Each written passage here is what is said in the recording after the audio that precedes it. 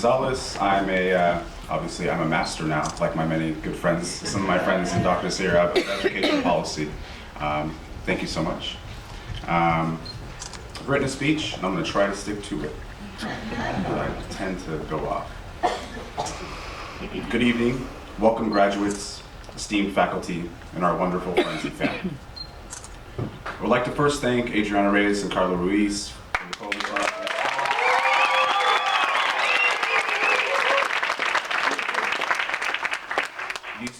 These two women organized this event and really ensured that this happened.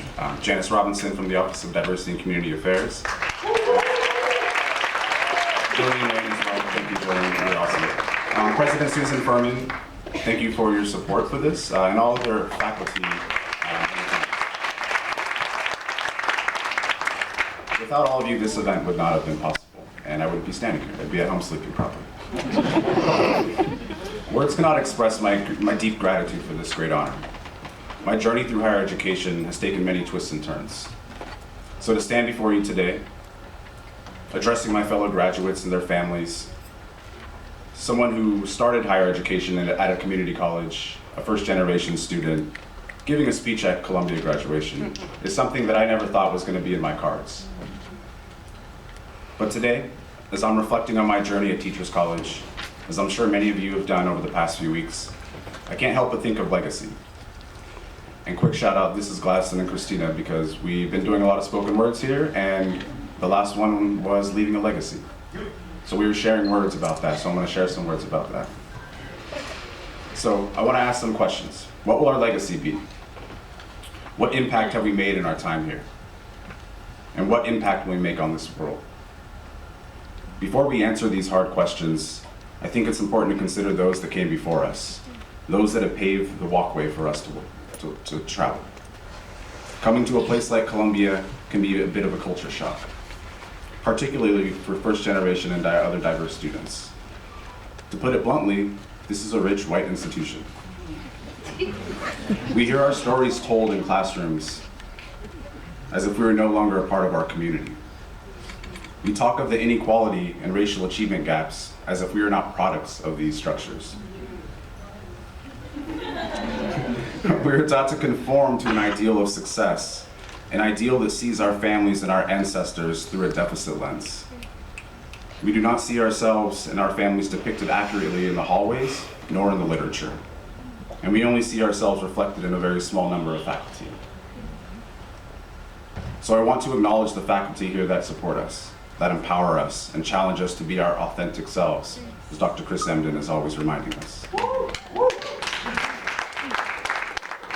The list is long, so instead of wasting time listing everyone's name, which wouldn't be a waste of time, but I would like to ask all of our faculty members just to stand up and wave and be recognized, so we can give you all a round of applause for it.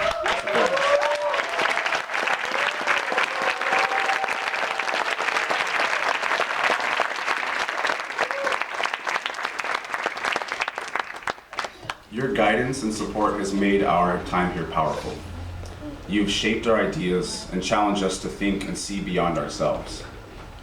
And perhaps most importantly, your presence at this institution and your authenticity affirms that we do belong here. So thank you. A major piece of belonging to a place has to do with the people you surround yourself with. And looking around this room, I see not just friends and colleagues, I see allies and partners in the fight for justice. I see squad, I see my family. I see leaders, I see disruptors, and I see innovators. We have led this institution. We have disrupted this institution, and we have innovated this institution together. We've shared our stories through spoken word, and we've built lifelong friendships over free wine. Kind of free. It's not really free. And despite our professional and academic directions, we are all connected in our identities and passion for justice. So I tell you, my fellow graduates, what I told a dear friend of mine recently. He's a musician who is making some very revolutionary music. I said, we fight for justice using different tools, but we were on the same battlefield in the same war. Keep bringing that dope shit. I want you all to keep bringing that dope shit. So as you're looking for your next journey, be that a job, or further education, I ask you to consider a couple of things before you ride off into the sunset. Number one, represent. Never forget who you came here to represent and who you will represent after leaving. Never forget your journey, the journeys of those that came before us and those that will come after us. Number two, keep your squad. Who will keep you accountable? Who will push you to challenge yourself? We are a gang of scholars right now. It is our responsibility to each other and those who we represent to keep ourselves humble and to keep each other humble. Number three, change the story.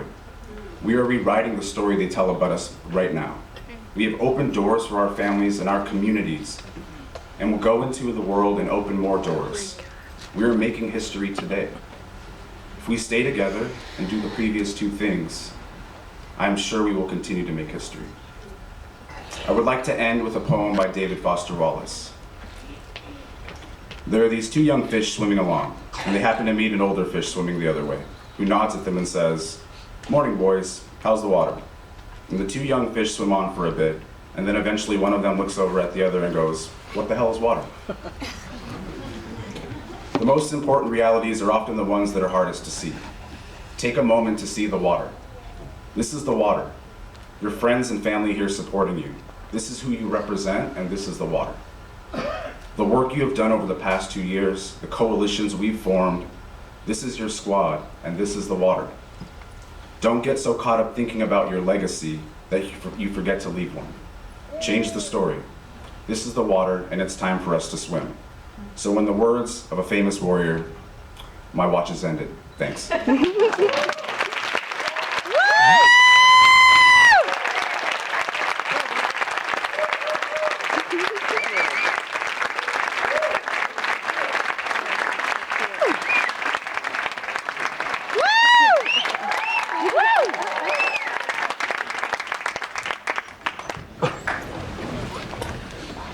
I'm Professor Barbara Wallace,